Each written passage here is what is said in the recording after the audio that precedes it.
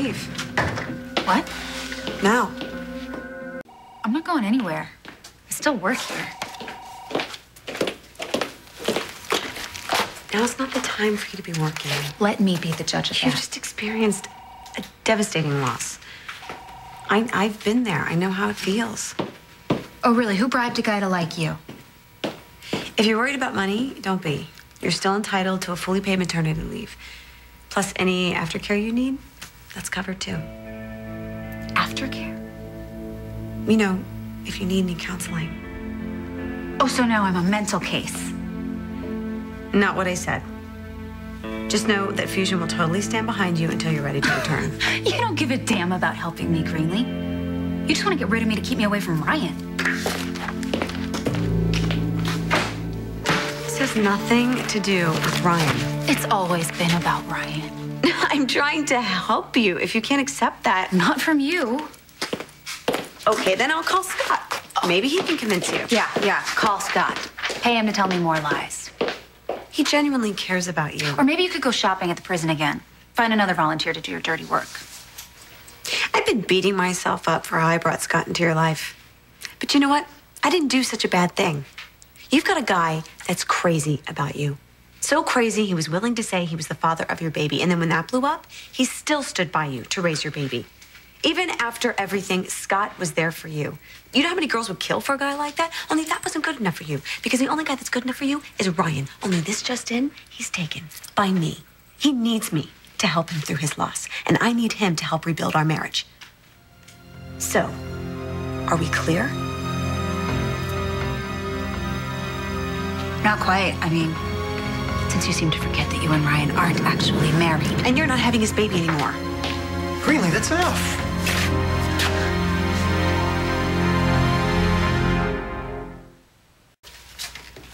Madison is grieving, and you just throw that in her face? It's okay. No, actually, it's not okay. I'm sorry for what I said. I know it sounded very harsh, but I was just responding to what Madison said. Did you hear that part?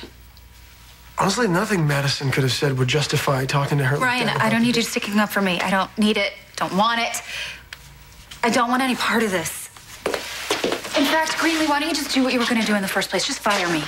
Hold on a minute. You were about to fire her? I have no intention of firing her, and she knows that. I was just trying to, like... Why am I even defending myself? You've already decided who you want to believe. No, Greenlee, I want to try and figure this out, please. I'm sorry about that. So am I.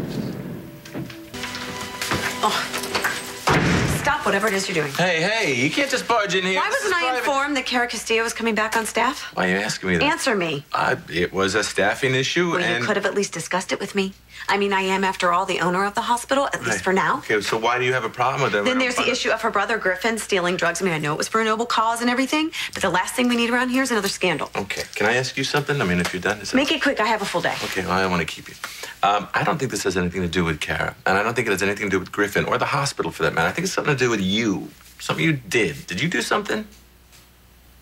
I mean, Madison knows how to play people, especially men, with her poor, pitiful me routine. And all Ryan sees is his sweet, needy, angelic... You know how it is. Yeah. Men are born stupid, and they get stupider as they get older. Right? Whose idea was it to bring Cara back to the hospital?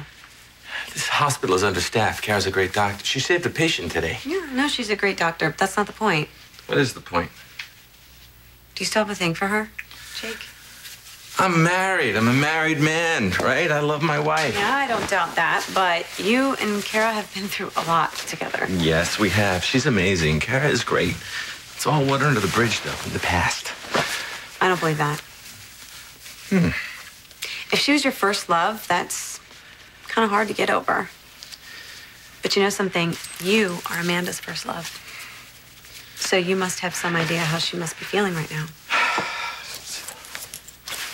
I gotta go to the christening.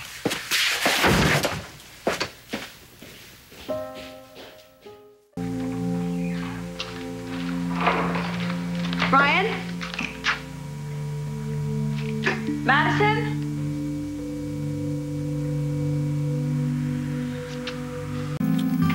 never letting anyone hurt me again. I'm so glad you're here. I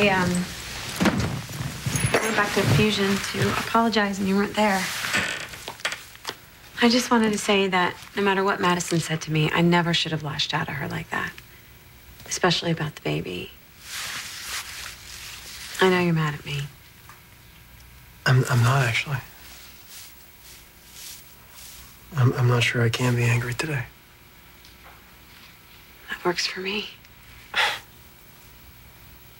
talked to Jake. He told me about the christening. I wish he would have called me. That's okay. But you shouldn't have been alone. I wasn't. So, you were with Madison? It's just lately I've been feeling, I don't even know exactly what it is that I've been feeling, but it's just sort of isolated and very alone. Yeah. No one likes to feel alone. No, but somehow this has been different. And you don't think I understand? You and Madison share something. You share a very painful loss.